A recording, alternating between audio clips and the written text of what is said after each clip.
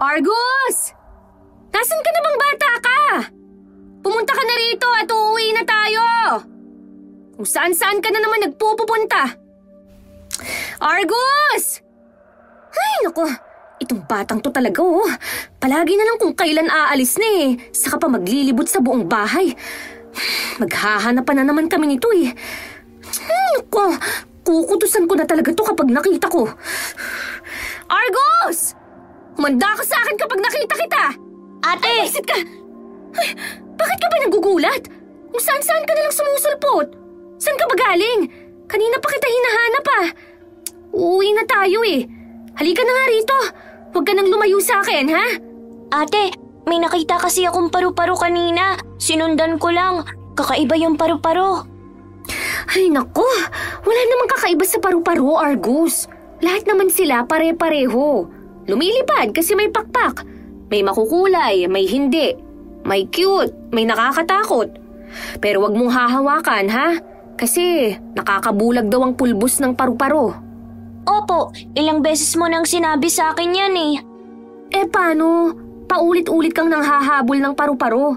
Hindi naman sila nagbabago. Ay nako, halika na nga. Ay, teka. Ilalabas ko muna ang barya na pamasahe natin. Alam mo naman ng mga driver, kapag buo ang ibinayad mo at iilang barya na lang ang sukli, hindi na ibinibigay. Kapag hiningi mo, sasabihin nakalimutan. O di kaya makikipagtalo na naibigay na.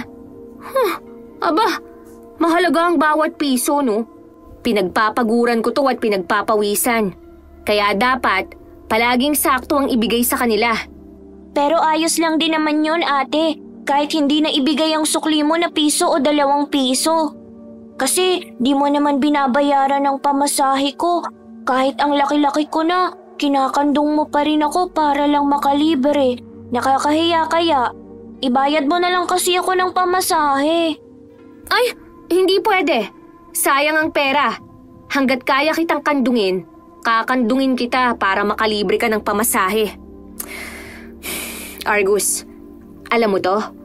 Itong piso na to, kapag naipon natin at dumami, pang-aral mo na to ng college. Kaya huwag ka nang magreklamo, ha? Pero gusto ko rin naman po maranasan na sumakay sa jeep na nakaupo sa upuan. Yung hindi kandong. Ay, sige. Ganito na lang. Titingnan ko ang laman nitong wallet kong tinahipan ni nanay mula sa paborito niyang duster. Kapag kasyang barya dito sa pamasahe nating dalawa, ibabayad kita ng pamasahe. Talaga, ate? Pero kapag kulang, kakandungin kita uli, ha? Ay, wala naman akong magagawa sa desisyon mo na yon. O sige, bilangin na natin. Handa ka na? Excited ka na? Opo, sige, bilangin na natin. O sige, akin na yung kamay mo. Ilalagay ko dyan ang mabibilang kong barya. Ay, hindi. Dapat ikaw ang magbilang nito. Mahusay ka sa math, di ba? Tsaka, ikaw ang nag-aaral sa ating dalawa. Dapat, ikaw ang nagbibilang. Oh, bilangin mo na. Si ate, para bibilangin lang. Lahat naman ng tao kayang magbilang. Inuuto mo lang ako eh. Ay, sige na. Aangal pa eh. Bibilangin mo o kakandungin na lang kita para wala nang mahabang usapan. Akin na po, bibilangin ko na. Kitam, bibilang din pala eh. Nakangiting pinagmamasdan ni Sanya ang kapatid habang binibilang nito ang mga barya mula sa kanyang wallet. Napakunot ang noo niya nang matapos ilabas ni Argus ang lahat ng barya. Pero kulang pa itong pamasahe para sa isang tao. Wala na ate, yan lang po ang barya mo sa wallet. Di na tayo makakasakay ng jeep nito. Kulang ng 2 piso. Ha? Sigurado ka? Baka niloloko mo lang ako, Argus, ha? Ayusin mo. Wala na nga pong laman ng wallet mo, ate. Tingnan mo, oh. Wala na talaga. Ay naku, bakit mo naman itinaktak ang wallet? Para nga po malaman mo na wala na ngang laman. Ayaw mo kasi maniwala. O 'di ba? Wala nang kabarya-barya ang wallet mo. Kaya tayo nawawalan ng pera eh. Kasi itinataktak mo ang wallet. Malas yan. Itinatapon mo ang pera kapag ganyan. Dapat, dinudukot lang ang laman. Ang pera kasi, nagtatampo rin yan. Ay nako si ate, kung ano-ano nang sinasabi. Baka sa bag mo may 2 piso doon. Wala ah. Hindi ako naglalagay ng pera doon. Paano na to? Hindi na tayo makakasakay ng jeep. Nako, ayoko maglakad ate, napakalayo. Hindi talaga pwede. Kasi sa kalagitnaan ng daan, nagpapakarga ka. Ang laki-laki mo na kaya. Tsaka hating gabi na tayo makakarating sa bahay kapag ganun. Ang bagal mo pa naman maglakad. Ano nang gagawin natin? Nag-iisip nga ako. Alam ko na.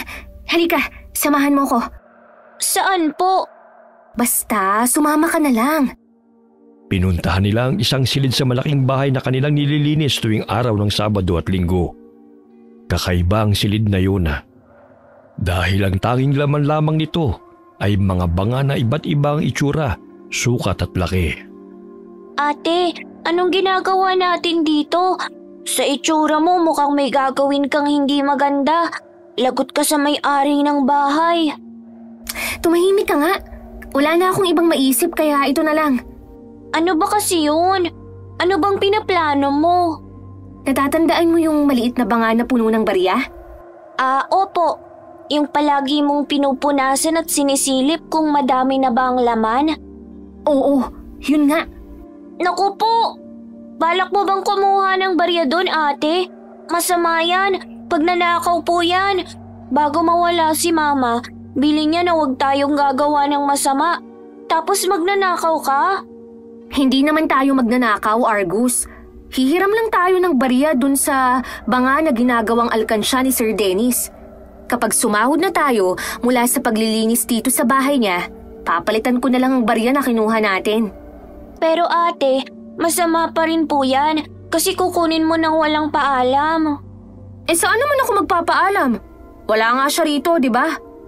Kung nandito siya, babali na lang ako ng pamasahe natin kesa kumuha dito sa alkansya niya. Tsaka, wag mo nga akong pigilan, ha? Anong gusto mo? Kumuha tayo ng barya o maglalakad ka? Kasi ate... Oh, di ba? Wala ka ring maisip na ibang paraan? Tsaka kailangan na nating umuwi kasi malapit nang gumabi. Hindi naman natin alam kung anong oras umuwi si Sir Dennis kaya hindi tayo makakahiram ng pera. Baka hindi na tayo makasakay sa last trip. Halika na, ayun ang banga. Nasa bandang dulo ng silid. Malapit dun sa bintana. Parang kinakabahan ako, ate. Tumigil ka nga. Para kukuha lang ng ilang barya. Hindi naman yung bilang ni Sir. Nilapitan nila ang banga. Ilang segundo rin silang nakatitig doon na para bang nagdadalawang isip na kumuha ng barya. Nakailang kurap si Argus dahil kakaiba ang tingin niya sa banga. Sa paningin niya'y kumikinang ang mga disenyo nito na hindi malaman kung ugat ba o sanga ng puno na nakaalsa. Parang niyayakap ng disenyong banga upang protektahan sa kung sinong may masamang balak. Gusto niyang pigilan ang kanyang ate sa pagkuha ng barya. Pero hinahadlangan siya ng isipin na maglalakad siya ng malayo para lamang makauwi. Kaya sa huli hinayaan na lang din niya si Sanya na kumuha ng baryang pampuno sa kanilang pamasahe. Habang dinudukot ng dalaga ang barya, unti-unting pumasok ang ilang paru-paro mula sa labas ng nakabukas na bintana. Nanlalaki ang mga mata ni Argus dahil sa pagkamangha. Nagliliwanag ang mga ito sa kanyang paningin. Lumipad itong paikot sa kanyang kapatid at may isang dumapo pa sa braso ni Sanya. Ilang segundo itong nanatili roon bago lumipad paalis. Ate, ang mga paru-paro! Kinakabahan ako! Ha? Bakit? Normal na paru-paro lang naman yan Anong nakakakaba dyan? Huwag mong hulihin at baka malagyan ng pulbos nila ang mata mo, ha? Nagliliwanag sila. Ay naku, Argus. Hindi ko nga nakikita ang sinasabi mo. Normal lang na may paru-paro dito. Kasi tingnan mo naman ang paligid. Puno ng halamang namumulaklak ang bakuran. Tapos marami pang puno. Ganyan talaga ang gusto ng mga insekto. Oh, nakakuha na ako ng barya. Halika na, umuwi na tayo. Yung paru-paro kanina na isa dumapo sa braso mo, ate. Nakita mo ba yun? Oo, pero hindi nakakamangha. Normal na yun. Huwag mo nang isipin yan. Minsan, gusto ko nang sisihin si mama dahil sa pagkikwento niya sa'yo ng kung ano-ano nung bata ka pa. Ayan ang natanim sa isipan mo. Akala mo tuloy, lahat ng bagay may dalang hiwaga. Paano nga kung totoong mga kinikwento niya? Imposible, Argus. Tumanda na akong ganito. Wala akong naranasan na hiwaga. Kinikwentuhan din naman ako ni mama noon bago matulog sa gabi. Pero hindi naman ako kagaya mo na iniisip talagang totoo ang lahat. Kaya mula ngayon, sa akin ka na makikinig, ha? Wala na si mama. Matagal na siyang nasa langit. Namatay dahil sa pambubugbog ni papa. Pero ate, nadulas po si mama sa banyo at nabagok ang ulo niya kaya siya namatay. Hindi naman dahil kay papa yun. Pero kaya siya napilay dahil binugbog siya ni papa at napuruhan ang kanang paa niya. Kasalanan pa rin niya ang pagkamatay ni mama. Kung hindi pilay si mama, sa tingin mo madudulas siya? Ewan ko po. Huwag na nga nating pag-usapan yan. Naiinis lang ako kapag bumabalik sa isip ko ang mga nangyari.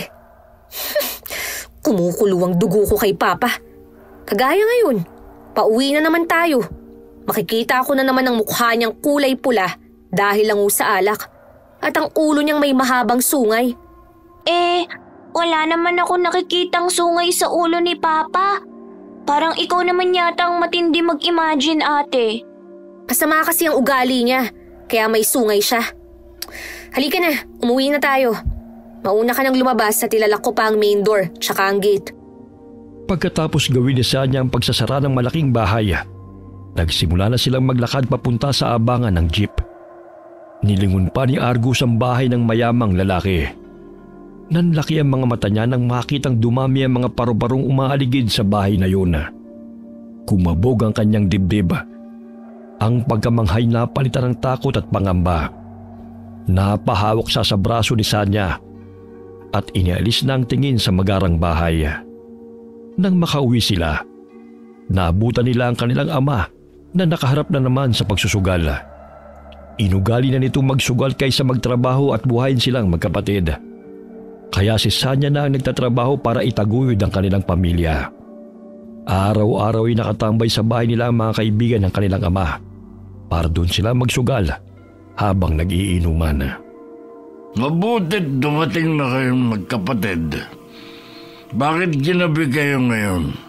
Himala po at nagtanong kayo. Mukhang nag-aalala ka na sa amin ngayon Bakit naman ako mag-aalala? Ang tatanda na ninyo para alalahanin. Kaya mo nang bumuhay ng pamilya. Sinasabi ko lang, mabutit dumating na kayo. Sakto, gutom na ako. May dala ka bang pagkain? Wala po. Saan naman po ako kukuha ng pagkain? Paglilinis po ng malaking bahay ang trabaho ko doon tuwing Sabado at Linggo. Hindi po yun karinderya kagaya ng kay na Tio Manuel para makapag-uwi ako ng ulam. Ay di sana bumili ka na lang ng pagkain. Wala po akong pera. Kinsenas katapusan po ang sahod doon kay Sir Dennis. Malayo pa po ang katapusan. Kung nagugutom po pala kayo bakit hindi kayo tumayo muna dyan sa pagsusugal nyo at magluto? May sardinas naman po sa kusina. Tsaka may iniwan naman po kaming kanin bago kami umalis kaninang umaga. Sira ulo ka ba? Tatayo ako? Kita mong nananalo na ako sa pagsusugal ko? Gusto mo akong malasin? Alam mo ikaw talagang peste sa buhay ko. Kaya ako minamalas Malang-mala ka sa nanay mo. Umalis ka na nga sa harapan ko at baka itong napanalunan ko matalo lang. Pumunta ka sa kusina, magluto ka ng pagkain. Walang respeto sa magulang. Walang respeto? Hindi bagay sa'yo ang respetuhin. Dapat sa'yo, kinukutom. Ate, wag mo na pong patulan si Papa. Mukhang lasing na siya. Hayaan mo na lang. Tara na sa kwarto. Mauna ka na sa kwarto. Maliligo muna ako. Nagugutom ka ba? Magluluto ako. Busog po ako. Mabuti at marami ang pagkain na iniiwan ni Sir Dennis sa atin kaya busog na busog ako. Mas nararamdaman ko ang antok. Para akong napagod kahit di naman ako tumulong sa paglilinis. Paano kang hindi mapapagod? Puro kalaro at paghahabol sa paru-paro. Maglinis ka muna ng katawan bago ka sumampa sa kama, ha? Mauna ka na sa banyo. Pupunta muna ako sa kusina. Kukuha ako ng tubig na dadalhin sa kwarto. Sige po. Pagpasok ni Sanya sa kusina, tumirik ang mata niya sa inis. Nang makita ang sandamakmak na kalat at hugasin sa lababo, na alam niya ang kanyang ama at mga kaibigan nito ang may gawa. Pero dahil wala namang ibang maglilinis doon, ay inunan niya nang gawin yon bago ang paliligo. Tapos na siya sa paglilinis ng kusina nang pumasok ang kanyang ama. Lasing ito at galit. Pagkain! Gusto mo ng pagkain! Nagugutom ako! Ipagkain mo ako! Bilisan mo! Hindi po ako nagluto ng pagkain. Bakit hindi ka nagluto? Kanina ko pa sinabi sa'yo na magluto ka! Ano na ang kakainin ko ngayon? Napakawalang kwenta mo talaga! Bubuksan ko na lang po ang sardinas. May kanin naman po eh. Sardinas? Na naman? Araw-araw na lang sardinas ang pinapakain mo sa akin. Punyetang buhay ito. Di mo ba nakikita itsura ko? Mukhang ang nawawalang ulo ng isda sa sardinas na yan napunta na sa akin dahil sa kakakain ng pesteng delata na yan. Ngayon niya lang napansin. Matagal na siyang mukhang sardinas. Pati nga ang kaliskis ng isda, nasa balat na niya. Pumunta ka sa karinderya ng tsuhi mo. Humingi ka ng ulam doon. Hindi po sila nagbubukas ng karinderya kapag Sabado at Linggo. Kaya nga po ako kumuha ng sideline sa paglilinis ng bahay para kumita ng pera. Yun naman pala eh. May sahod ka naman pala. Di bumili ka ng ulam. Yung inihaw na manok, para naman malapatan na mantika ng inihaw ang bibig ko. Hala, dali na, bilhin na sa labas. Bilisan mo lang at ang maliliit kong bituka kinakain na malalaki kong bituka. Pero wala pa po akong sahod dahil hindi pa po katapusan. Pagtiisan niyo po muna itong sardinas. Tangilang buhay ito. Bakit ka pa nagtatrabaho kung wala ka naman palang kinikita? Napakawalang kwenta mo naman palang anak. Binuhay na nga kita para makatulong sa buhay. Tapos wala ka naman palang kwenta. Sayang ang paggawa ko sa'yo bilang tao. Dapat pinahid na lang kita sa kumot. Buwisit ka. Nasaan na po ba ang perang napanalunan niyo sa sugal? Hindi ba sabi niyo marami na kayong panalo? Akin na. Ibibili ko kayo ng lechon. Kahit baboy pa yan. Sira na ba ang tuktok mo? Dahil sa dinala mong kamalasan kanina, natalo lahat ng pera ko. Sus, natalo raw? Inubos lang naman dahil inuuto ng mga walang kwentang kasugalan. Tse! Paano ba tinatayo-tayo mo dyan? Buksan mo na nga lang yung tangang isda dyan para makakain na ako. Piliin mo pinakatanga ha. Yung kasing tanga mo. Saka nakakita ng isda na lata na nga nasa harapan, pinasok pa. Napakatanga talaga. Nakakahiyang nagkaalak ako ng tanga. Kasalanan to ng nanay mong tanga rin. Dahil sa kanya, nawala na saysay ang buhay ko. Tapos iniwanan pa ako ng 2 anak na puro mga tanga. Hindi na pinatulan ni Sanya ang pagdadaldal ng kanyang ama para hindi na umabot sa mahabang diskusyon at pag-aaway. Rinding-rindi na siya sa mga sinasabi nito na para bang nakarecord sa plaka at pinatutugtog ng paulit-ulit. Pagkatapos niyang ipaghain ng ama, ay iniwan niya na ito sa kusina at saka naligo bago pumasok sa silid nilang magkapatid. Naabutan niya si Argus na mahimbing na ang tulog. Kinamutan niya ito pagkatapos ayusin ang pagkakahiga. Malalim na ang gabi nang magising si Sanya dahil naramdaman niyang sumasakit ang kanyang braso. Inunat niya ito at iginalaw-galaw para maibsan ang pananakit. Pero mas naramdaman niya ang pagbigat nito. May kung ano pa siyang nararamdamang init sa braso na parabang apoy na nakagapos. Dumilat siya para tignan ito. At gano'n na lamang ang panlalaki ng kanyang mata dahil sa nakita.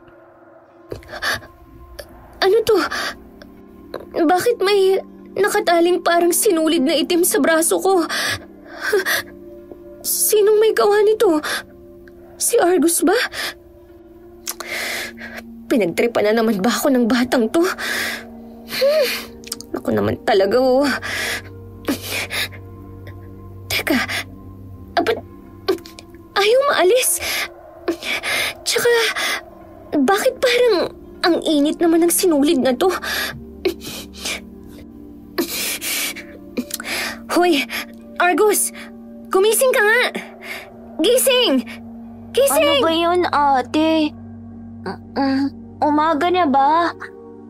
Saka bakit ka pa nang gigising? Di ba linggo pa lang? Sa Lunes pa po ang pasok ko sa school. Tingnan mo nga itong ginawa mo. Alisin mo nga itong sinulid na to. Ang init-init eh. Parang may apoy. Saan mo to nakuha, ha? Laro ka kasi ng laro sa kung saan-saan eh. Kaya kung ano-ano ang napupulot mo. Alisin mo to.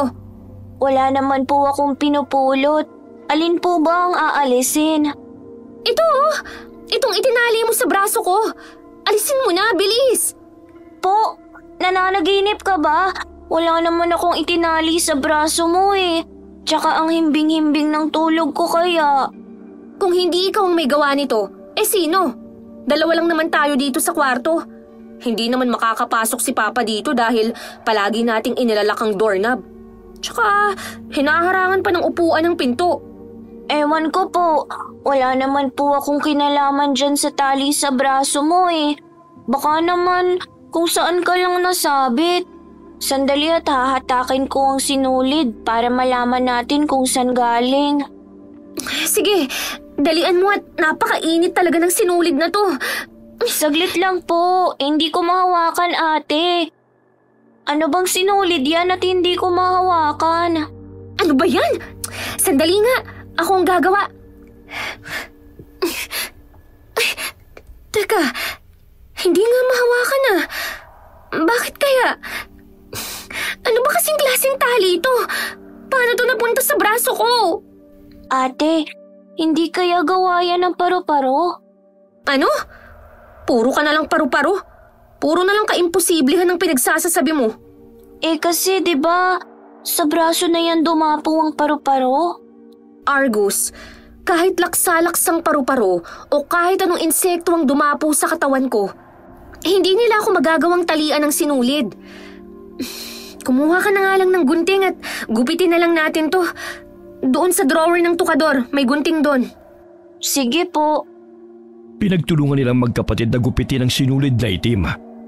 Pero hindi ito tinatablan. Nagtataka na si Sanya sa nangyayari. Nagsisimula na rin siya kabahan sa isipin na baka namamaligno siya. Bumalik na lamang siya sa paghiga at inisip na mawawala rin ang sinulid pagkagising niya. Pero kinaumagahan. Argus! Gumising ka na! Mag-almusal na tayo at maggayak. Kailangan na nating umalis. Nandyan na po! Maupo ka na rito at sabay na tayong kumain. Ipinagtimpla na rin kita ng kape. Ay, ubos na nga pala ang gatas mo. Di bale, pag sumahod ako, ibibili uli kita ng gatas. Ate, wag mo na po akong ibili ng gatas. Mukhang hindi naman nakakatulong sa pagtangkad eh. Mas masarap pa rin itong kape. Hindi lang naman pagtangkad ang naitutulong ng gatas. Pati ang pagtibay ng buto at pagtalino. Nag-aaral ka. Kailangan mo yun. Eh di kakain na lang po ko ng mani. Di ba pampatalino rin yun? Bakit kaya ang kulit mo? Kanino ka ba nagmana? Sa'yo po. Ikaw ang nagpalaki at nag-alaga sa akin eh. Kasalanan ko pa pala ang ganyan mong ugali ha? Joke lang naman ate. Nga pala, nananaginip ba ako kagabi? O totoong ginising mo ko? Kasi may nakataling sinulid sa braso mo? Totoo yun. Hindi yun panaginip. Heto, tingnan mo. Nandito pa rin at hindi maalis. Kagabi, kahit malamlam ang ilaw natin sa kwarto, kitang-kita ang pagkaitim nito. Ngayon, medyo pumusyaw na. Pero hindi ko pa rin maalis eh. Idinarang ko na rin sa apoy para masunog pero hindi nasusunog, Argus. Natatakot na ako. Hindi ko alam kung ano to. Sinubukan kong lumabas ng bahay kanina pagkagising ko para malaman kung saan ba to nagmumula. Pero hindi ko makita ang dulo eh. Parang napakalayo ng dulo kaya hinayaan ko na lang muna. Ano kaya yan? Nakakatakot naman, ate. Ewan ko rin. Ay, bahala na. Hindi naman nakakaabalang sinulid na to eh. Kasi para lang hangin. Lumulusot pa nga kung saan-saan na para bang invisible. Baka nga invincible yan, ate. Tapos may magic. Ay, ayan ka na naman ah. Pero, alam mo, hindi ko alam kung kanino ako lalapit para matanggal ang sinulid na to sa akin. Ay, hayaan mo na nga muna tong problema ko. Kumain ka ng kumain at nang makabalik na tayo sa bahay ni Sir Dennis, ang sunod ko namang gagawin dun ay itrim ang mga halaman sa bakuran. Maglalakad tayo, ate. Di ba wala ka ng pera kagabi? Paano tayo pupunta dun kung wala na tayong pamasahe? Huwag kang maingay ha. Kagabi kasi, nakatulog si Papa sa sala. Tapos, nakita kong nagkalat ang mga barya niya sa sahig. Kinuha ko lahat. Naku, kapag nalaman niya yan, bubugbugin ka na naman nun. Gaya ng ginagawa niya kay mama noon kapag kinukuha ni mama ang pera niya. Hindi naman niya malalaman eh. Lasing na lasing siya kagabi. Sa kalasingan niya, hindi na nga niya kayang buhatin ang sarili niya. Akala ko nga, dito sa kusina siya makakatulog habang nakasubsob ang mukha sa platong may kanin. Nasaan na po pala siya? Wala po yata dito sa bahay. Ayun, maagang umalis. Hindi ko na tinanong. Bahala siya sa buhay niya. Wala naman siyang pakialam sa atin eh. E di wala na rin akong pakialam sa kanya. Diba? Gawin niya kung ano ang gusto niyang gawin sa buhay. Basta tayo, mabubuhay tayo. Magtatapos ka ng pag-aaral. Kaya mag-aral kang mabuti, ha? Opo, ate. Pagkatapos nilang kumain at magayak ng sarili, umalis na sila at nagpunta sa bahay ng misteryosong amo na si Dennis. Ilang buwan nang naninilbihan si Sanya sa lalaki bilang tagapaglinis ng bahay nito tuwing Sabado at Linggo. Pero sa tuwing pumupunta sila para maglinis, laging umaalis ang lalaki na para bang umiiwas. Isa sa mahigpit na patakaran nito ay bawal ang magtanong, lalo kung tungkol sa personal na buhay. Kaya walang alam ang magkapatid sa kanilang amo, kahit na maliit na detalye. Ang tanging alam lang nila ay ang pangalan nito at wala pang apelyido na sinabi. Pagdating nila doon ay naabutan nilang naggagayak na paalis ang lalaki. Nandito na pala kayo. Natuwa ako sa ginawa mong paglilinis ng bahay kahapon, Sanya. Ang kintab ng sahig. Wala talagang alikabok pati ang mga display. Sa bakuran naman kayo maglilinis ngayon? Opo, sir. Nasa likuran ng bahay ang bodega. Alam mo naman yun, di ba? Nandun ang mga gamit na kailangan mo sa paglilinis. Iniwan ko nakabukas ang padlock. Kaya bago kayo umalis, isarado mo na lang uli ang bodega. Opo, sir.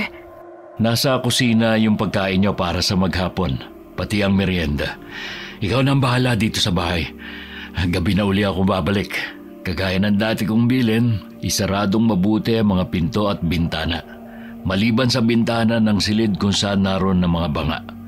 Dapat palagi yung nakabukas. Opo, sir. O sige, aalis na ako. Sige po, sir. Ingat po kayo. Bago umalis ang lalaki, bahagya niyang napansin ang mahiwagang sinulid na nakatali sa braso ni Sanya. Kahit hindi niya ito ipinahalatang napansin, ay nakita pa rin ng dalaga ang pagkagulat nito. Tatanungin sana niya ang lalaki, pero nagmamadali na itong umalis. Ate, halika na. Madaming pagkain. Parang nagutom ako uli. Bakit ba parang natutulala ka dyan? Si Sir Dennis, nakita niya ang nakataling sinulid sa braso ko. Ha? Sigurado ka, ate? Kasi di ba napansin natin na tayo lang ang nakakakita sa sinulid na yan. Kasi yung ibang mga tao hindi nila nakikita. Kahit sa jeep, di ba, wala namang nakakapansin? Sigurado ako. Nagulat siya eh. Tapos, nagmamadali pa siyang umalis. Hindi naman siya ganyan dati.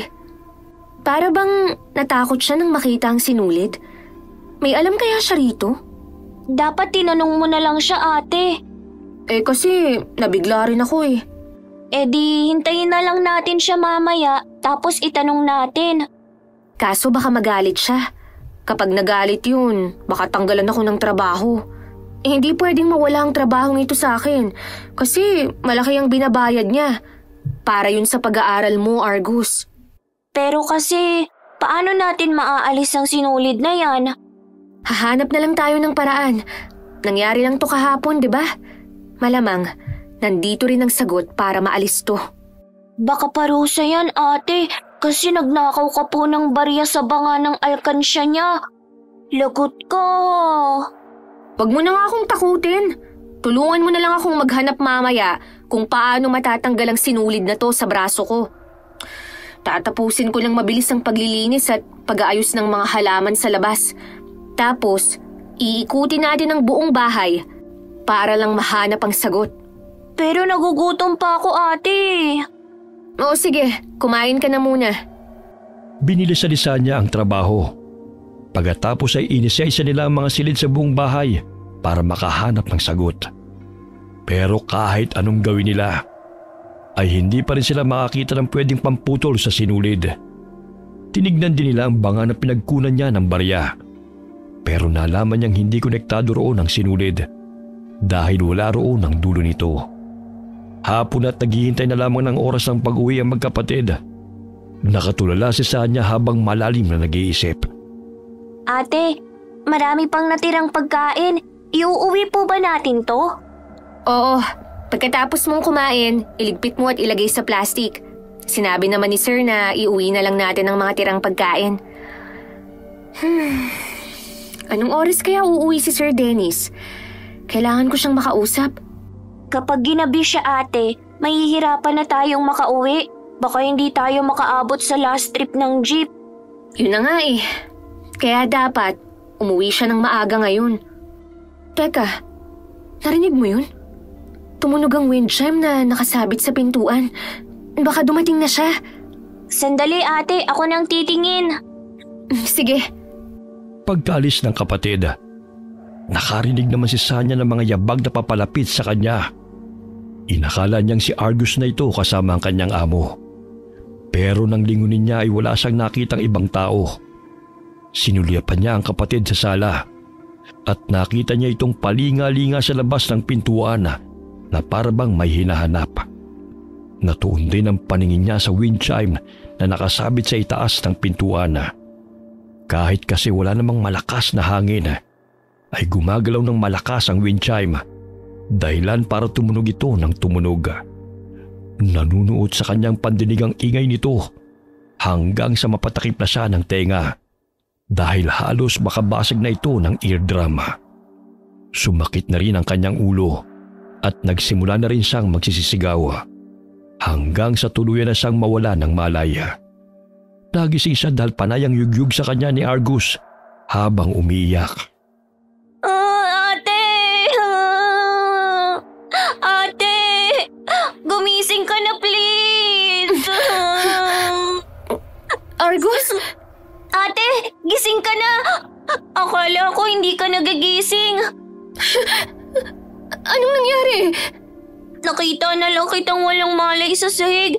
Pinilit lang kitang hilahin at ihiga kita dito sa sofa sa sala. Ang bigat-bigat mo eh. Buti na lang, tinulungan ako ng mga paru-paro. Bakit ka ba hinimatay? Sumakit ng matindi ang ulo ko. Sandali, anong oras na? Hala, madilim na sa labas. Paano na tayo uuwi? Sandali, anong sabi mo? Sino ang tumulong sa'yo? Sila po, ate. Ang mga kaibigan kong paru-paro. Anong bagay yan? Anong klaseng insekto ang mga yan? Ang dami nilang lumilipad-lipad dito sa loob ng bahay. Tsaka, Bakit sila nagliliwanag? Mga alitap-tap na kasing laki ng paru-paro? Hindi sila paru-paro, Argus. Baka nga hindi, ate. Kasi naiintindihan ko sila. Nakakapagsalita sila. Ay, sus ko! Kung ano-ano na ang nangyayari sa atin dito sa bahay na to. Pero gabi na, hindi na tayo makakauwi ngayon. Wala na tayong masasakyan na jeep. Dito na lang po muna tayo matulog. Madami namang kwarto eh. Hindi naman po siguro magagalit si Sir Dennis. Kahit naman magalit siya, wala naman tayong magagawa eh. Teka nga, wala pa ba siya? Hindi pa siya umuwi? Hindi pa, ate. Bakit kaya? Ate, ayos ka na po ba? Oo, ayos na ako. Nagugutom na po ako. Ako rin. Nakaramdam na rin ako ng gutom. Alika na, pumunta na tayo sa kusina. May tira pa namang mga pagkain, di ba? Iinitin ko na lang. Ate, di ba may 4 na kwarto dito sa bahay na to? Pang-5 yung kwarto ni Sir Dennis. Pwede ba akong mamili ng tutulugan natin ngayon? Aba, may pagpili ka pa talaga ha? Ano ka? Aampunin ni Sir at may karapatan kang mamili ng kwartong tutulugan? Nakakahiya ah. Kahit nga yung guest room hindi natin gagamitin eh. Kasi hindi naman tayo sinabihan. Walang alam si Sir na inabutan tayo ng gabi dito. Kaya sa sala tayo matutulog. Tabi na lang tayo sa sofa. Malapad yun at malaki kaya kasya tayo dun. Sayang naman. Gusto ko pa naman dun matulog sa isang kwarto na may mga stuffed toy. Doon ko kasi laging nakikitang mga paru-paro. Di ba may mga halamang namumulaklak doon sa balkonahe? Ang ganda ng kwarto na yun, ate. Kaya siguro laging doon pumupunta ang mga paru-paro kasi may mga bulaklak. Hindi pwede, Argus. Hindi natin to bahay. Pero tayo naman ang naglilinis nito. E dilinisin na lang natin. Tama na. Ayoko nang makipagtalo sa ganyan.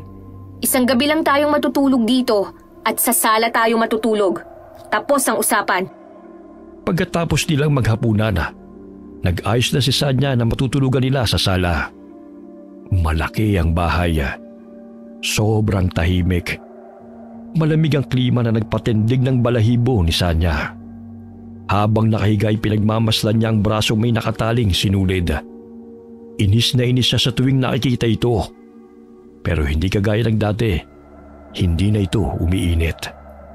Hindi na rin mabigat ang braso niya. Parang nasasanay na siyang may sinulid sa braso. Pero nakakaramdam pa rin siya ng takot. Umaasa siyang uuwi ang kanyang amo at gusto niya nang itanong kung may alam ito tungkol sa itim na sinulid na bigla na lamang gumapos sa braso niya. Sa kaiisip ay nakatulog na siya. Nagising siya ng alanganing oras dahil hindi maganda ang kanyang pakiramdam. Para siyang nauubusan ng lakas at nahihirapan na ring huminga. Namamanhid ang braso niyang may nakataling sinulid kaya yun ang una niyang tinignan. Nanlaki ang mga mata niya dahil… Ano to? Bakit ganito na ang kulay ng sinulid na nakatali sa braso ko? Parang nagiging kulay pula na. Nagliliwanag pa. Sandali. Parang nakaangat ang sinulid. Papunta sa itaas. Sa kisame. Ano yung nakikita ko sa kisame? Parang matang mapupula. May pangil siya. Ang dulo ng sinulid ay nasa bibig niya. Para siyang sumisip-sip ng… Ano to? Dugo? Sinisip-sip niya ang dugo ko! Tulong! Tulungan niyo ako! May halimaw! Ate, bakit ka sumisigaw? Argus! Ang halimaw! Nasa kisame! Ha? Hala, nakakatakot naman ang itsura niya. Mahaba ang buhok, mukha siyang bruha na lumulutang. Ate, anong gagawin natin? Kumuha ka ng panghampas! Saan, ate?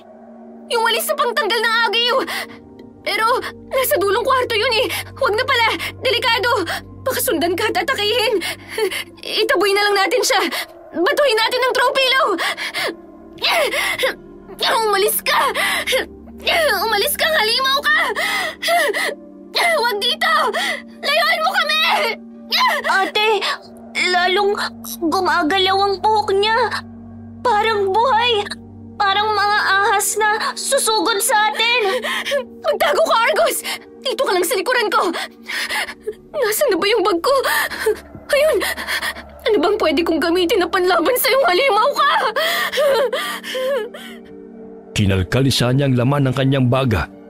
Nakita niya ang isang plastik ng asin na palagi niyang dinadala dahil palaging walang lasa ang mga pagkain ibinibigay sa kanila ng kanyang amo. Kaya nakasanayan niya ng dalhin ito para pampalasa. Iniinit niya ang mga ulam at sa kanila lagyan ng asin para sumarap.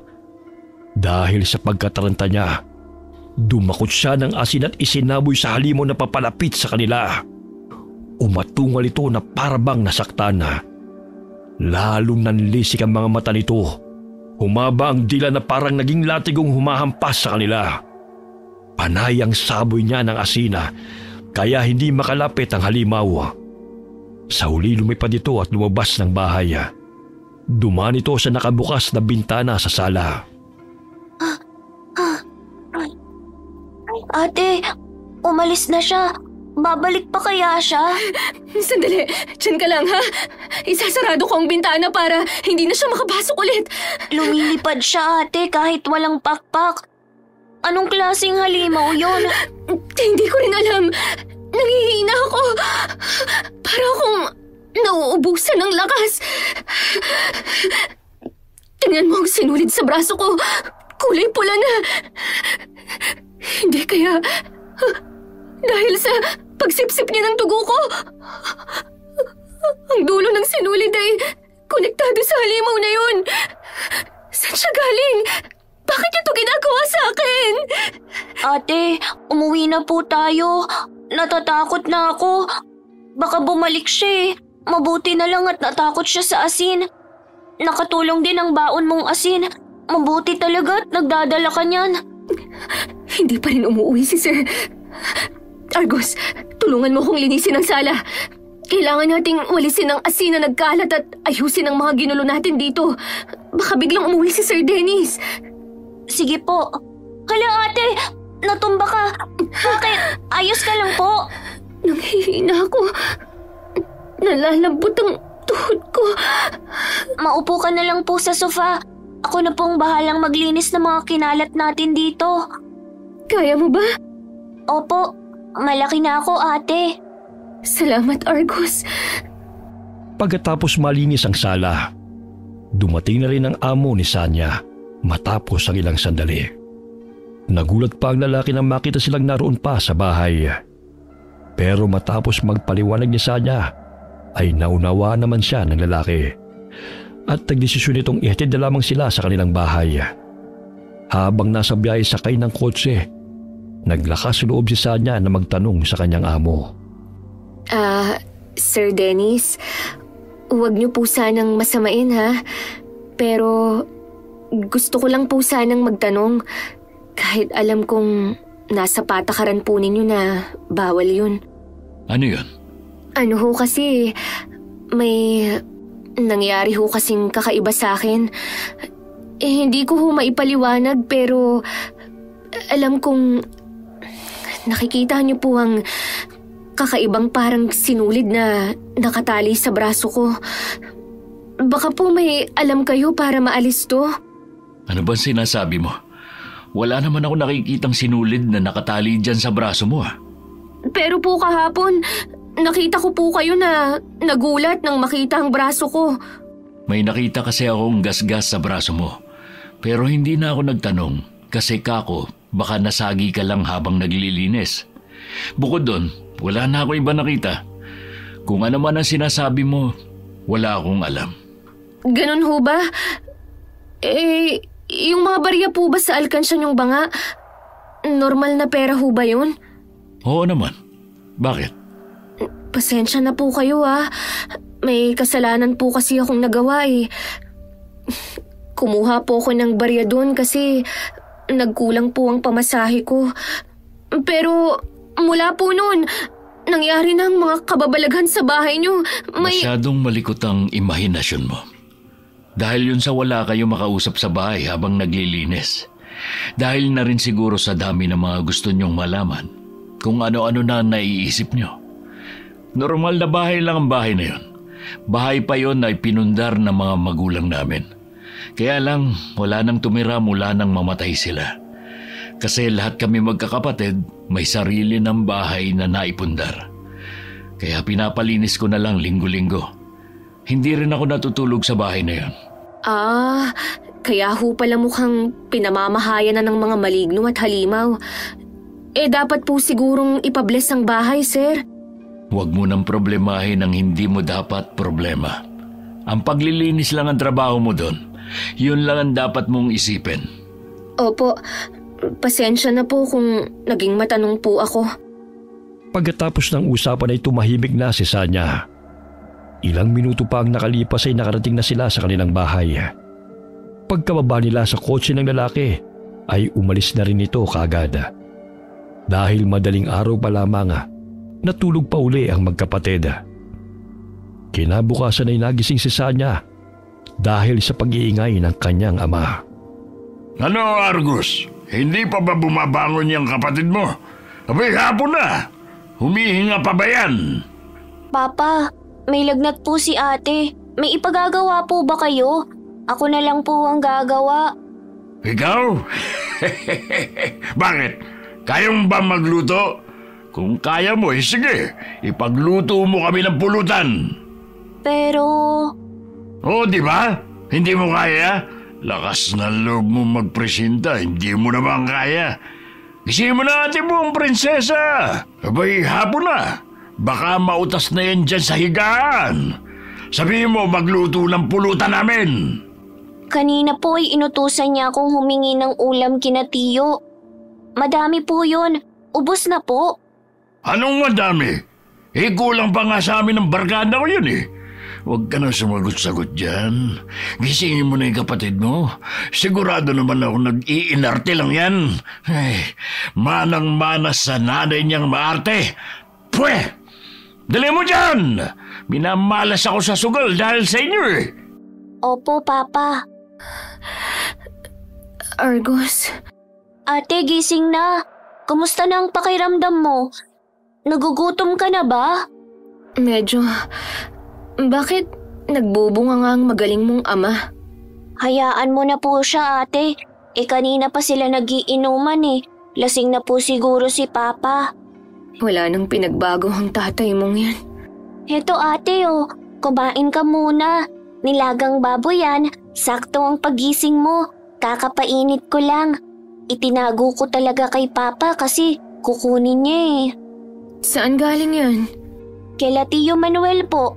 Inutusan kasi ako ni Papa na manghingi ng ulam sa karinderya nila Tiyo. Nanghingi ako ng lugaw para sa'yo. Kaso wala silang lugaw.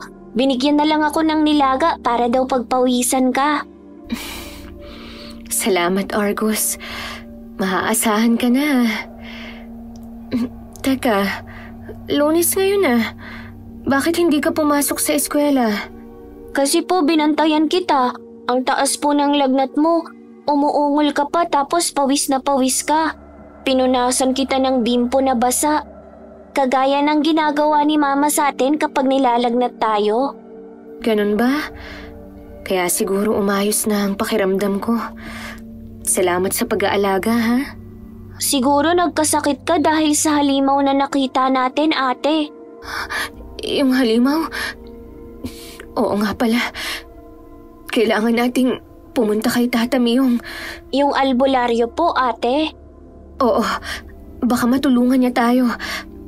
Tingnan mo tong sinulid sa braso ko. Kulay pula na talaga. Hindi na bumalik sa dating kulay itim. Naging pula lang to mula nang sinimulang higupin ng halimaw ang dugo ko. Ate, kung hinigop ng halimaw ang dugo mo, baka maubusan ka po ng dugo. Kaya ka po siguro nilalagnat at nanghihina. Yun na nga. Kaya hindi na natin to dapat patagalin pa. kailangan na nating pumunta sa bahay ni Tata Miyong. Kumain ka po muna. Oo, kakain na ako para may lakas akong maglakad. Pagkakain nila'y nagpasya na silang umalis. Dumaan sila sa pintuan sa kusina para hindi makita ng kanilang ama. Sinubukan nilang nakarin ang papunta sa bahay ng albularyo. Pero hindi kinakaya ng katawan ni Sanya dahil sa panghihina. Pinara nila ang dumaan na tricycle at nagpahatid sa bahay ng manggagamot. Napakagaan na ng pakiramdam ng dalaga nang pumasok sila sa loob ng bahay ng albularyo. Para na siyang lumulutang sa hangin sa di niya malamang dahilan. Halos hindi rin niya maintindihan ang sinasabi ng matandang lalaki. Nang hawakan nito ang kanyang palapulsuhan, napasinghap siya at humagod ng hangin. Maya-maya'y bahagyang gumang ang pakiramdam niya. Nadidinig na niya ang boses ng matanda. Anong nangyari sa iyo? Sobrang putla mo. Kung hindi ka nakapunta ngayon dito bukas pinaglalamayang ka na. Tulungan niyo po ako. Pakiramdam ko may humihigop sa lakas ko. Unti-unti akong nanghihina. Nakikita niyo po ba ang sinulid na nakatali sa kanang braso ko? Oh. Talaga po. Salamat po. Mabuti po at nakahanap kami ng makakatulong. Bakit po kaya ako nagkaroon ng ganyan? Bigla na lang pong pagising ko. May nakatali ng sinulit sa braso ko. Hindi ko alam kung paano nangyari. Kulay itim po yan dati. Unti-unting naging kulay pula. Parang may kung sinong sumisip-sip sa dugo ko. Isang hamok ang gumagawa niyan sa iyo. Hamok? Ano po yun, Tata Miyong? Ang hamok ay isang uri ng makapangyarihang aswang kung saan ay gumagamit sila ng buhok para sumipsip ng dugo ng tao. Pero kakaiba ang paraan ng aswang na sumasalbahe sa iyo. May kasama itong sumpa. Napasailalim ka sa isang ritual na matagal nang umiiral at naghahanap lang ng pagkakataon para makapambiktima. Sumpa? Ritual? Ano po yun? Paano po nangyari yun? Ikwento mo sa akin kung ano mga ginawa mo para malaman natin kung saan ito nagsimula. At nang malaman din natin kung paano ito matatanggal. Base sa nakikita kong kalagayan ng sinulid na nakagapos sa iyong braso, marami-rami ng dugo ang nahihigop niya sa iyo. Kailangan na natin siyang supilin bago ka pa mapahamak. Ate, baka talagang may kinalaman po sa barya na kinuha mo dun sa banga. Nagsimula lang naman po ang lahat ng to mula nung kumuha ka ng barya dun Barya? Anong barya ang sinasabi ng kapatid mo? Nasaan na ito? Kasi ho, Tata Miyong, kinulang po kami ng pamasahe pa uwi. Kaya kumuha ako ng barya sa alkansyang banghan ng amo ko. Posible po ba talaga na doon nagsimula? May kinalaman kaya ang barya? Kaso, naibayad ko na po ito sa jeep Sakto lang po kasing pandagdag sa pamasahe ang barya na kinuha ko. Sige, aalamin natin yan.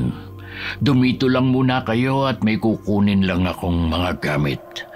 Saka ayusin ko mga sangkap sa pagsasagawa ng ritual. Iniwan muna sila ng albularyo para gawin ang mga sinabi nito. Lumabas naman ang isang anak na babae na manggagamot at binigyan sila ng pagkain. Sinabihan sila nito na kailangan nilang kumain para may lakas sa gagawing gamutan.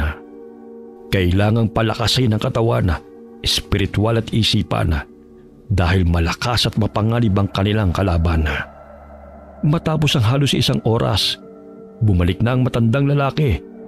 Dala nito ang isang lumang libro. Malaki ito at makapal. Kasunod niya ang isa pang anak na lalaki. Dala naman ang mga kagamitan sa pagriritual. Ano po yung libro na dala niyo, Tata Miyong? Ito Ang librong ginawa ng aming kanununuhan. Ipinamamana ito sa mga susunod na albularyo sa aming angkan. Dito namin tinatala ang mga naging karanasan namin sa paggagamot para magamit ang kaalaman sa susunod na henerasyon. Nandyan po kaya ang kaso kong ito? Yan ang aalamin natin. Sa katunayan, ngayon lang ako nakakita ng ganitong kakaibang kalagayan. Ikaw pa lang ang dumating sa akin na may nakataling isinumpang sinulid sa braso. Pero natatandaan ko ang kwento ng aking lolo noon. Isa sa kamag-anak namin, nagkaroon ng karanasan na nahahawig sa kalagayan mo. Hanapin natin. Paniguradong nakatala yun sa librong ito. Sana nga po nandyan, Tata Miyong. Pakiramdam ko, bawat segundo hinihigop ng halimaw ang aking dugo. Hindi ako pwedeng mamatay. Hindi ko pwedeng iwan ang kapatid ko sa walang kwenta naming ama. May magulang pa pala kayo. Akala ko hulila na kayo dahil wala kayong kasamang pumarito. Buhay pa po si Papa sa kasamaang palad. Sinimulang buklatin ni Tata Myong ang libro. Inisa-isa niyang tignan ang bawat pahina hanggang sa makita niya ang hinahanap. Nalaman niyang nakatala nga roon ang kasong nahahawig sa kalagayan ni Sanya. Pero ang kaibahan lang, hindi sinulid ang ginamit sa pagsumpa, kundi panyo na personal na gamit ng biktima. Ayon sa nakasulat, ang panyo ay pinagagalaw ng halimaw na para bang may buhay tuwing gabi. Sinasakal nito ang biktima. Natatastas ang sinulid ng panyo at tumitigas na parang karayom. Saka tumutusok sa balat para gumawa ng sugat upang lumabas ang dugo. Saka lalabas ang halimaw na sisip-sip nito. Tama ang sinabi kong isang aswang na mukhang bumibiktima sa iyo.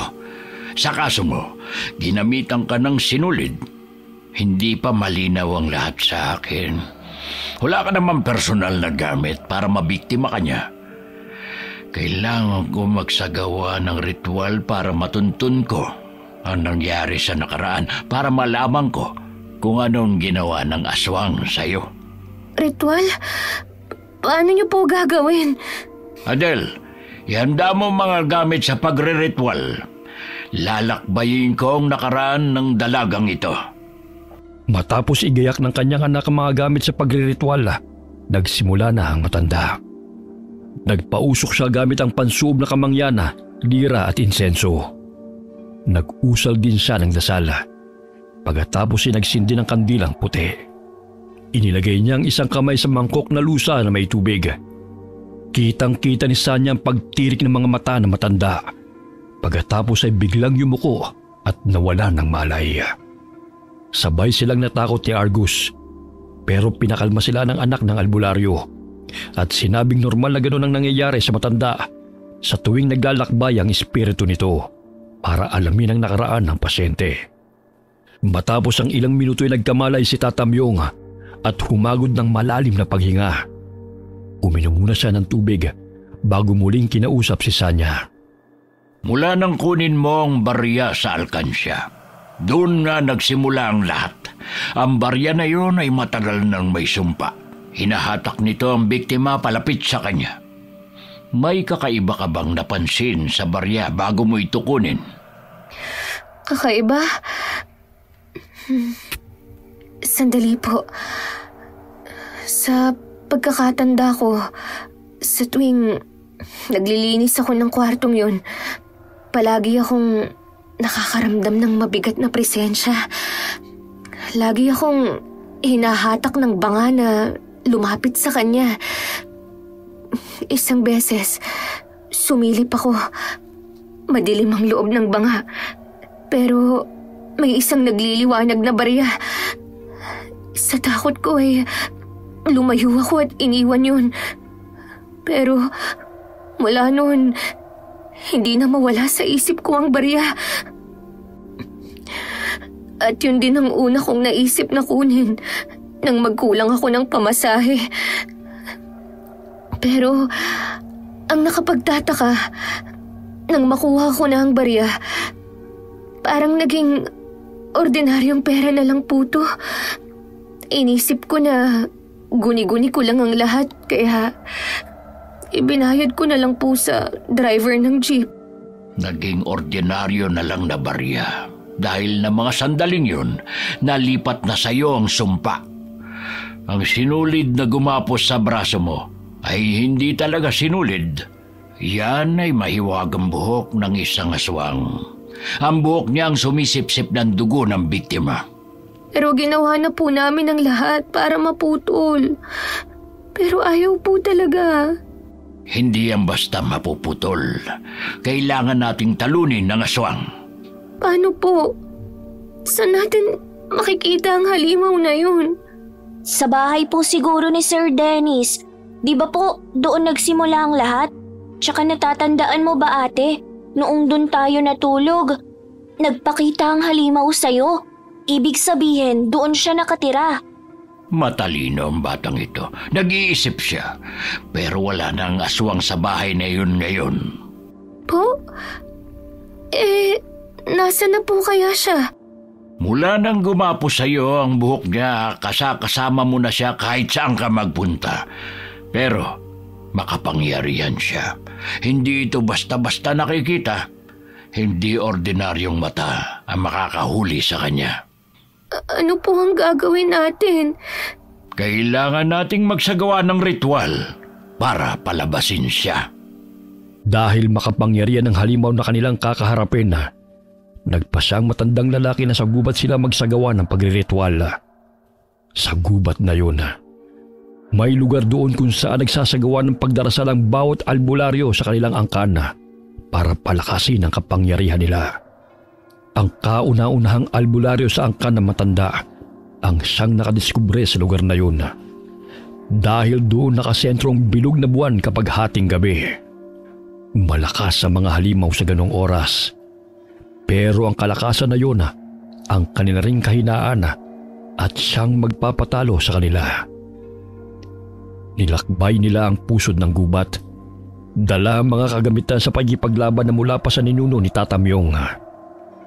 Pagdating doon, agad napansin ni Sanya ang 3 malalaking puno na diretso ang katawan at ang mga sanga ay nasa tuktok. Kakaibang balat ng mga puno dahil may mga nakaukit na simbolo roon. Patatsulok ang pwesto ng mga puno na tila ba sinadya dahil sa saktong sukat ng bawat agwat nila sa isa't isa. Meron ding itim na lubid na nakatali sa katawan ng 3 puno na nagkokonekta sa bawat isa. Huminto sila sa paglalakad at nagsagawa muna ng pagdarasal si Tata Myong. Pagkatapos ay pinahira niya ng langis sa mga kasama sa kanilang noo, dibdib at sa likod ng braso ng pakrus. Saka sila tumawid sa kabila ng lubid at pumasok sa loob ng tatsulok na espasyo. Pagtungtong pa lang ni Sanya sa loob, ay sinalubong na siya ng malamig na hangin na nagpatindig sa kanyang balahibo. May kung anong malamig na hininga rin ang umihip sa kanyang batok, dahilan para kilabutan siya ng gusto. Inilibot niya ang paningin sa paligid. Ramdam niyang may matang nakamasid. Maya-maya'y napatakip siya ng tenga at napasigaw matapos marinig ang matinis na boses na umaalingaw-ngaw sa kanyang isipan. Galit ang nilalang. Nagpakita ito sa kanyang isip. Namumula ang mga mata. May matutulis na mga pangil at kuko. At may mahabang buhok na tila may buhay na gumagalaw sa hangin. Pulang-pula ang mga hibla ng buhok nito na parabang dinadaluyan ng dugong nagmumula sa kanya. Ate! Magpakatatag ka, Sanya. Alam kong gagawin niya ang lahat para matalo ka. Lahat ng takot ay padadala niya sa'yo. Wala siyang ibang hangad kundi ang patayin ka. Ubusin ang dugo mo sa katawan at kapag namatay ka, lilipat lang siya sa bagong biktima. Kailangan natin siyang matalo para hindi na muling makapambiktima pa ng iba. Ate, ayos ka po ba? Oo, Argus. Ayos lang si ate. Dapat hindi ka na sumama dito. Delikado to para sa'yo. Ayoko po. Hindi kita iiwan. Matapang naman ako, ate. Lalabanan ko ang halimaw na yon. Nakita mo to? Nagdala talaga ako ng gunting. Kulay gold pa. Gugupitin ko talaga ang buhok niya ngayon. Humanda siya sa akin. Ikaw talaga. Nakuha mo pang magpatawa. Doon ka lang pumesto, ha? Kahit anong mangyari, huwag kang lalayo, ha? Opo. Kahit na ano mangyari, huwag kayong lalabas sa lubid. Nasa labas ng lubid ang kalaban. Naghihintay lang siya na tumawid tayo roon. Saka siya sasalakay. Opo, nararamdaman ko siyang nakamasid lang. Pero mas nararamdaman ko na ang pagsipsip niya ng dugo sa akin. Parang gusto niyang ubusin na ngayon ang dugo ko. Tingnan niyo ang hibla ng buhok niyang nakatali sa braso ko. Hindi na mukhang sinulid na kulay pula. Gumagalaw na to. Lumitaw na ang tunay na anyo.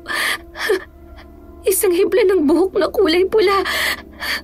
At kitang-kita ko ang pagdaloy ng dugo ko na parang may humihigop nga. Mula nang pumasok tayo sa loob ng triangulong ito, ipinakita na niya ang tunay niyang anyo. Alam kong nagpakita na rin siya sa'yo sa pamamagitan ng isip, hindi ba? Opo, kitang-kita ko ang nakakatakot niyang itsura. Habang hinihintay natin ang buwan na mapunta sa sentro ng langit, magsasagawa na ako ng ritual para sa paghahanda sa kanyang paglitaw. Magpapakita ho ba siya talaga, Tata Miyong? Mapipilitan siyang magpakita, lalo na kapag nararamdaman niyang unti-unti na siyang nawawala ng koneksyon sa iyo. Paano po mangyayari yun? Ang ritual na gagawin ko ay ang pagputol ng koneksyon niya sa iyo. Kaya ihanda mo na ang sarili mo. Hindi ako makikipaglaban dito, kundi ikaw, ang katawan mo. Mula sa dalang malaking bag ng matanda, ay inilabas niya ang isang malaking puting tela na hugis at sulok. Sa gitna ng tela ay may nakaguhit na isang malaking mata. Inutusan ni Tata Myong si Sanya na maupo sa nakaguhit na mata. Matapos niya itong ilapag sa lupa, ay sinabihan ng dalaga na kahit na anong mangyari, ay huwag siyang haalis doon. Nakaluhod naman ang matanda sa likuran ni Sanya at nagsimula ng umusal ng dasal. Ang dalawa namang anak na matanda ay nagsaboy ng asin sa paligid bilang pangontra sa aswang. Inihanda rin nila ang ilang galon na puno ng tubig na may katas ng kalamansi at dinikdik na bawang. Pagkatapos ay mahigpit nilang hinawakan ng latigo na gawa sa buntot ng pagi at naging alerto sa paglitaw ng aswang. Habang nagsasagawa ng ritual ng matanda, ramdam na ramdam ni Sanya ang galit ng aswang sa pamamagitan ng marahas na paghigop sa kanya ng dugo.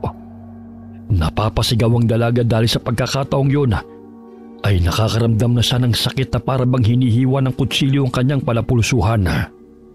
Maya-maya ay malakas na pagtawa ng halimaw ang umalingaw-ngaw sa paligid. Hala, nakakatakot naman. Argus, huwag kang lalayo. Kahit anong mangyari, huwag kang aalis sa pwesto mo, ha? Opo, ate. Dito lang po ako sa tabi ni Kuya. Nandiyan na siya. Unti-unti na siyang nagpapakita. Lumalakas na ang hangin. Kiniginaw ako.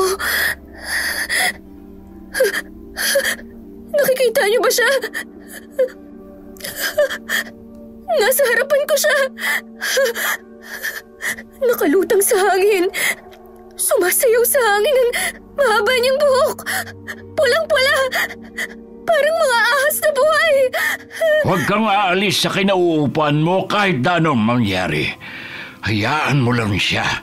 Hindi siya makakapasok dito sa loob. Dahil kung gagawin niya yon ay matutusta siya. Tulong! Gumapos sa pa ako ang buhok niya. Kinihila niya ako. Adel, Mochi, sabuyan niyo ng asin ng aswang. Ate, huwag kang sasama sa kanya.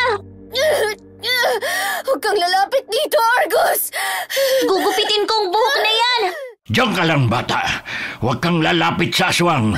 Hindi makakatulong ang dala mong gunting sa kanya.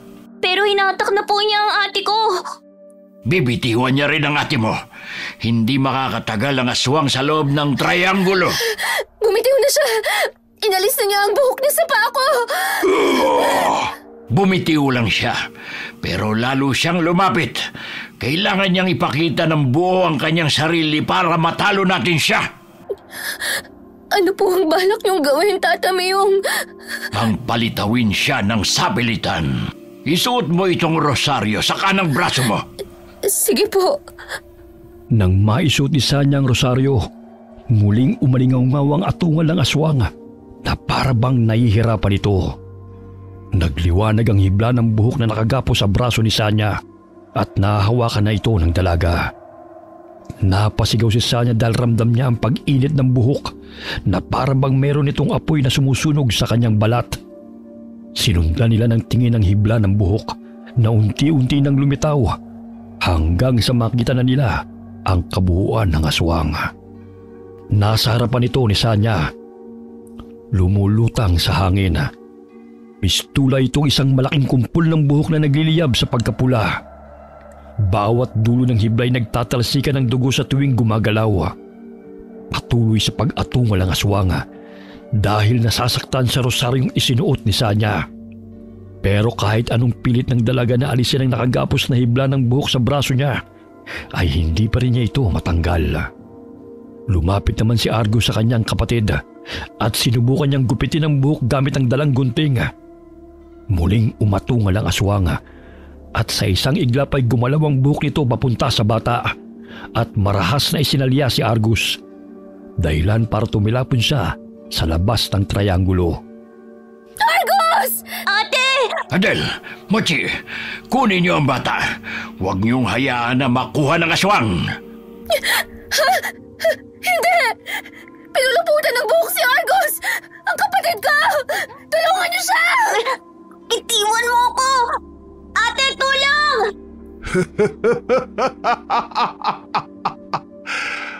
Akala niyo ba matatalo niyo ako ng ganun-ganun lang? Hindi niyo mababawi sa akin ang pagkain ko. Sa akin siya. Ako ang nakakita sa kanya. Bakit ba kayo nakikialam? Pakawalan mo ang kapatid ko! Parang awa mo na! Huwag mo siyang sasaktan! Nagpakita ka na rin sa wakas. Natutuwa akong makakita ng isang hamok. Marami akong katanungan pero hindi na yun mahalaga. Ang mahalaga ay ang lubayan mong dalagang ito. Hindi mo siya pwedeng gawing pagkain lang. Huwag mo kong utusan, tanda! Hindi ikaw ang masusunod dito kundi ako. Hawak ko ang batang to. Wala nang silbi sa akin ang babaeng yan. Pwede ko na siyang pakawalan. Dahil ang batang to, sa kanya na ako kukuha ng dugo! Huwag! Pakiusap!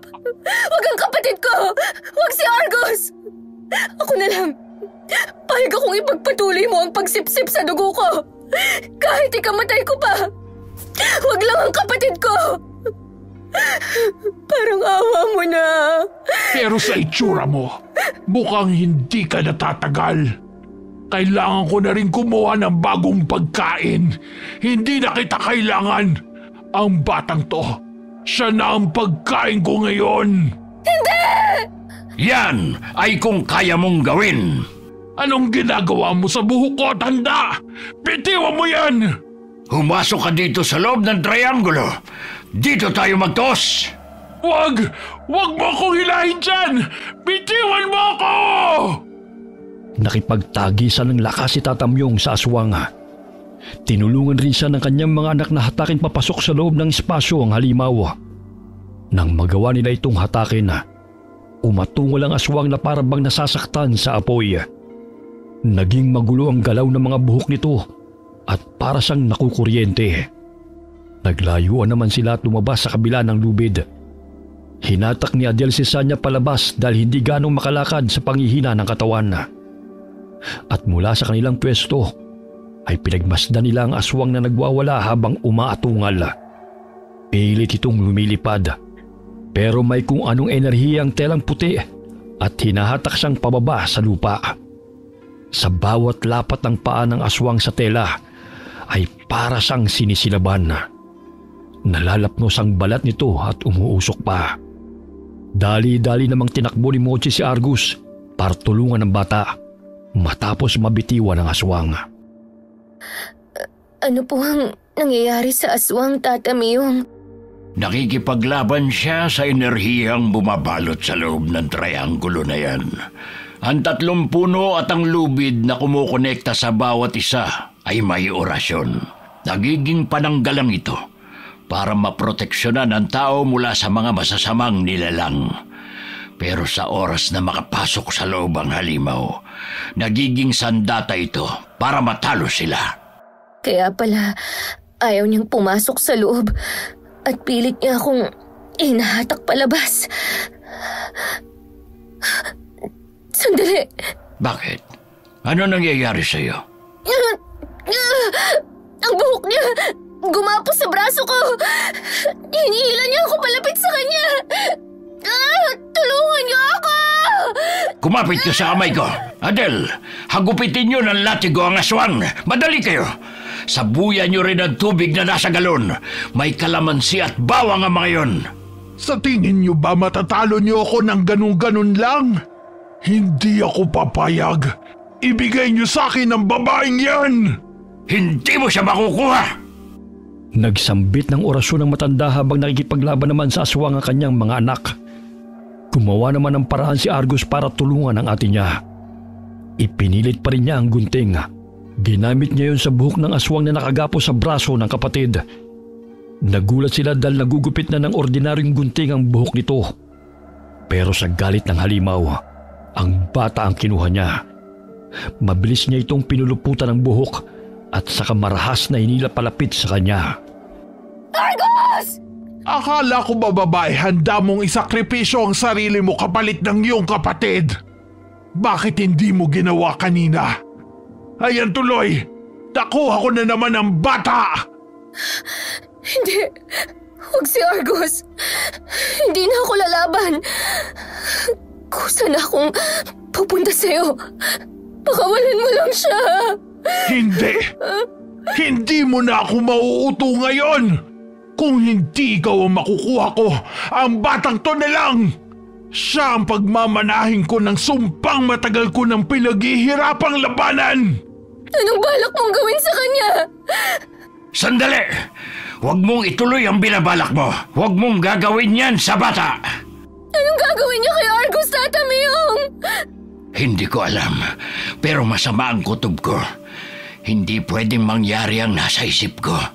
Kailangan gumawa ng paraan. Ang nakatali sa braso ko, unti-unti nang natatanggal. Pero bakit? Dahil iba na ang punteriya niya ngayon. Hindi! Huwag ang kapatid ko!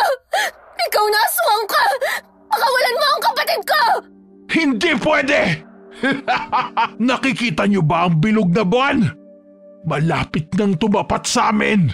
Oras na mangyari yun. Matatapos na rin ang paghihirap ko. Makakalaya na rin ako sa sumpang ito ng aming angkan. Ibig sabihin, ang pamilya niyo ay mga aswang? Kamag-anak ka ba ni Sir Dennis? Si Dennis?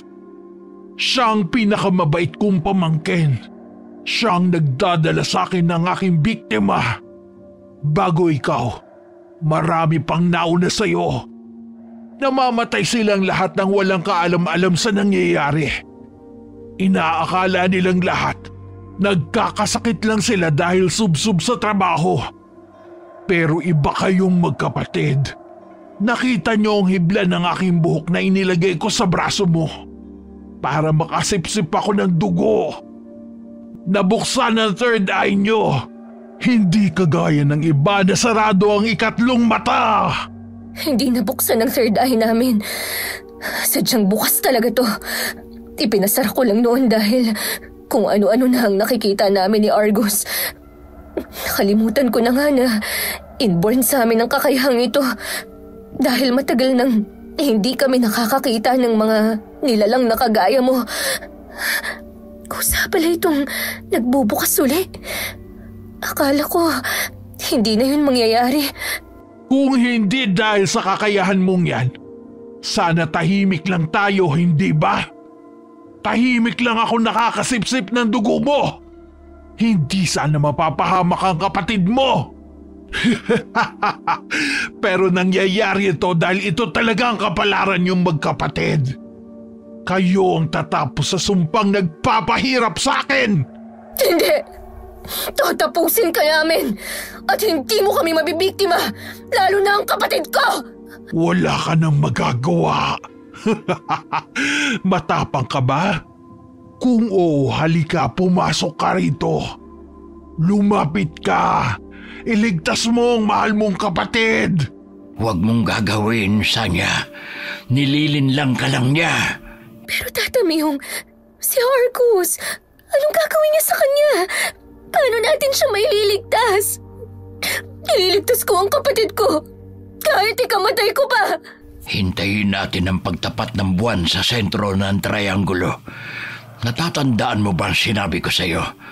Ang oras na kalakasan nila ay kanila rin namang kahinaan. Walang masama sa paghihintay.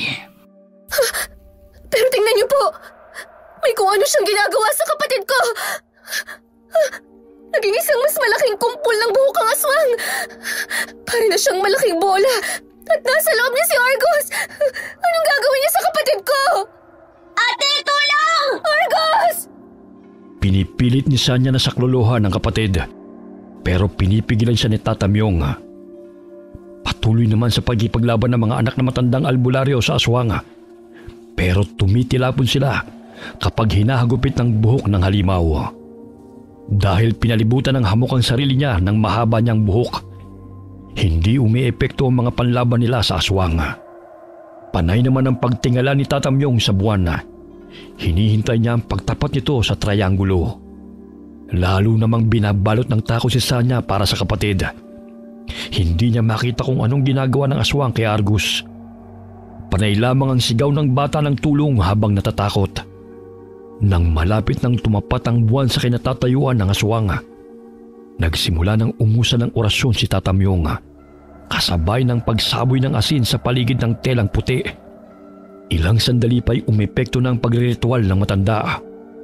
Umaatungal ang hamok na parabang nasasaktan na at unti-unting kumakalas ang buhok nito mula sa pagkakakumpol. Maya-maya'y lumantad na ang aswang. Hawak nito si Argus. May ilang hibla ng buhok ang nakasakal sa bata. Inutusan ni Tata Myung ang anak niyang lalaki na hagupitin ang aswang gamit ang buntot pagi. Kada lapat ng latigo sa katawan ng hamok ay umaatungal ito. Pero hindi pa rin binibitiwan ng bata. Nakatuon lamang ang atensyon ng halimaw sa ginagawa nito kay Argus. Nakatapat ang mukha ng aswang sa mukha ni Argus. Nakabuka ng malaki ang bibig nito. Nakalitaw ang matutulis na pangil. Tumutulo ang malalapot nitong laway. May kung anong iniluluwa ang aswang na balak nitong ipalunok sa bata. Hagupitin niyo pa siya. Huwag ninyong tigilan hanggat hindi niya pinakakawala ng bata. Anong ginagawa niya sa kapatid ko? Bitiwan mo siya! Argus! Pilitin mong kumawala sa kanya! Hindi ako makagalaw, ate. Nakakatakot ang mata niya. Ang itsura niya. Nakakatakot. Argus! Alam kong matapang ka. Hindi ba sabi mo, malaki ka na? Matapang ka na? Labanan mo siya. Alam kong kaya mo siyang talunin. Pakiusap. Hindi ka pwedeng mawala sa akin. Ikaw na lang ang meron ako, Argus. Ikaw ang dahilan kung bakit ako nagsusumikap sa buhay. Huwag mong iiwan si ate. Ate, naniniwala ka ba na ang mga kaibigan kong paru-paro ay naghihimala? Oo na! Naniniwala na ako sa lahat ng sinasabi mo. Basta labanan mo lang ang aswang na yan. Nandyan na sila, ate. ang mga kaibigan kong paru-paro, parating sila. Tutulungan nila ako. Nakikita mo sila? Ang mga paru-paro! Bakit nandito sila? Lumilipad silang paikot sa kanila. Talaga bang kaibigan mo sila, Argus? Hindi yan mga ordinaryong paru-paro. Mga maliliit na diwata ang mga yan. Tinutulungan nila ang kapatid mo. Panayang sigaw ng aswang dahil sa pagkainis sa mga maliliit na diwatang umaaligid sa kanila ni Argus. Pinagalaw niya ang mahabang buhok para hagupitin ng mga paru-paro. Pero mabilis silang nakakailaga. Lalong nagliwanag ang mga diwata dahilan para umatungal ang aswang. Nasilaw ito sa liwanag na taglay ng mga lambana. Maya-maya'y nagkumpulan ng mga diwata sa aswang, kaya nabitiwan ito si Argus. Tumakbo naman ang bata palapit kay Sanya at mula sa kanilang kinatatayuan, pinanood nila habang namamangha kung paanong nilalabanan ng maliliit na mga diwata ang hamok. Unti-unting naputol ang buhok ng aswang at kumalat ang mga ito sa paligid matapos tangayin ng hangin. Nang lumayo sa halimaw ang mga paru-paro, lumantad na sa liwanag ng buwan ang aswang. Napatingala ang hamok habang umaatungal sa sakit. Nag-usal muli ng orasyon si Tatamyong para tapusin ang buhay ng aswang. Dahil wala ng buhok na mapagtataguan ng hamok, hindi na nito maprotektahan ang sarili mula sa mga panlaban sa aswang na inihahagis ang dalawang anak ng albularyo. Hindi nila ito tinigilan hanggang sa tuluyang bumagsak sa puting tela ang halimaw. Nakasentro ang pagbagsak ng katawan ng hamok sa matang nakaguhit sa tela at lalo siyang nilukob ng orasyon na isinagawa ng albularyo. Ang maliwanag na sikat ng buwan na pinanggagalingan ng lakas ng mga aswang ang saring kumitil sa buhay ng hamok. Nang matapos ang lahat, napayakap si Sanya sa kanyang kapatid. Hindi mapaglagyan ang kanyang tuwa dahil nakaligtas silang pareho mula sa aswang. Ate, ang mga kaibigan kong paru-paro, tingnan mo, kumakaway sila sa akin. Naniniwala na ako sa'yo na may hiwaga talaga ang mga bagay na nakikita mo. Pasensya na ha. Nakalimutan ko ang mga mata natin ay hindi kagaya ng ibang mata. Nakikita natin ang hindi nakikita ng iba. Patawarin mo si ate kung hindi kita agad pinaniwalaan ha. Ayos lang po yun. Ako rin naman nung una, hindi po ako makapaniwala. Pero talagang nakakausap ko po sila. Kagaya po ngayon, sabi nila, aalis na raw po sila. Sabi pa nila, hindi raw sila nagtagumpay na alisin ang buhok ng aswang na nakatali sa braso mo. Sinubukan daw nila na hindi mailagay sa iyong sumpa ng hamok, pero hindi sila makalapit. Kaya po pala, may dumapo na paru-paro nung kumukuha ka ng barya, kasi sinusubukan nilang pigilan ka. Ganun ba? Kaso, matigas ang ulo ng ate mo eh, kaya napahamak tayo. Ang mga lambana, kaya sila umaaligid sa bahay na iyon kasi pilit nilang sinusubukang alisin ang sumpa. Kaso, hindi sapat ang kapangyarihan nila kumpara sa alagad ng dilim na tumagos na sa puso ng hamok. Sa kagustuhan nito makalaya sa sumpa ng kanilang angkan, naghanap na siya ng masasalinan ng mutya ng aswang. Si Argus sana ang balak niyang biktimahin, kaya lang may kaibigan siya mga lambana. Kawawa rin po siya, sa totoo lang. Mukhang hindi naman niya gusto ang sumpa sa kanya eh. Pero paano po kaya siya nagkaganon? Kakausapin ko si Sir Dennis. Sa ngayon, hindi na pwedeng ipatupad ang patakaran niyang bawal ang magtanong. Marami siyang dapat sagutin.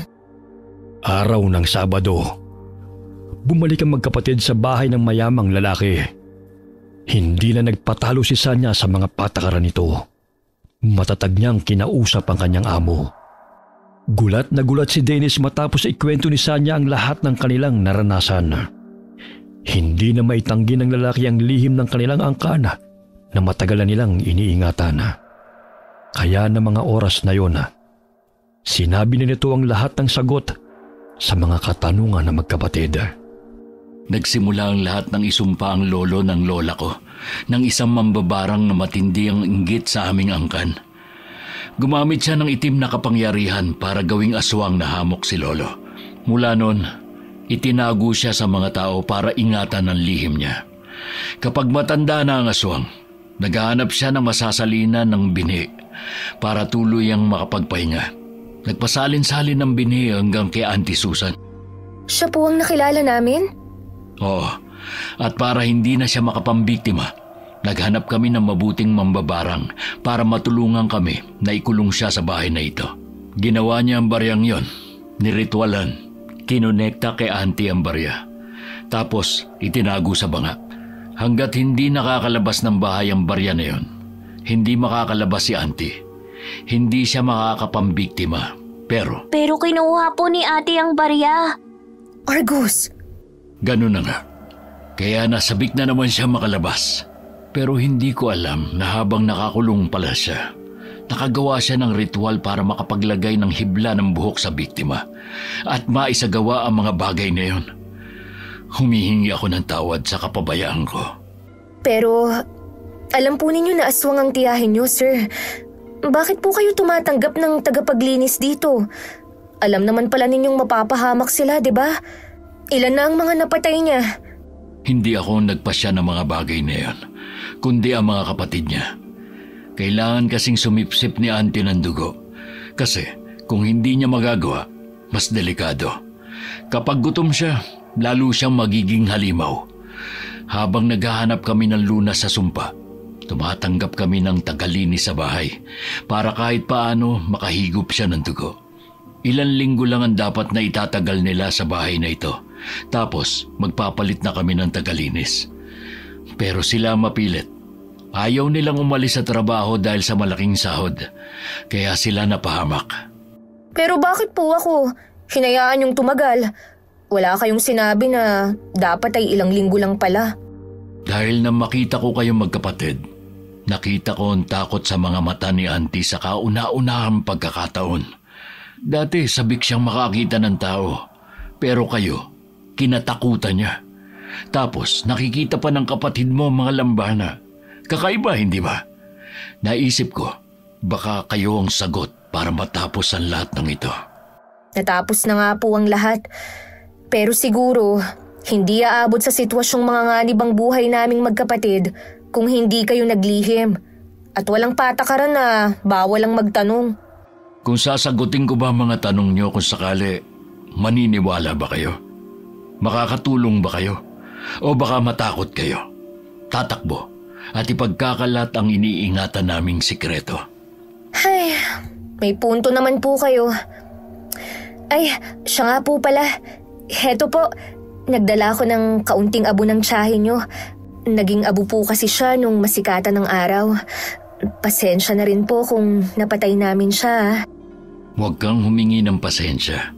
Dapat nga magpasalamat ako sa inyo kasi kayo ang tumapos sa sumpa ng aming angkan. Maraming salamat. Ate, paano na yan?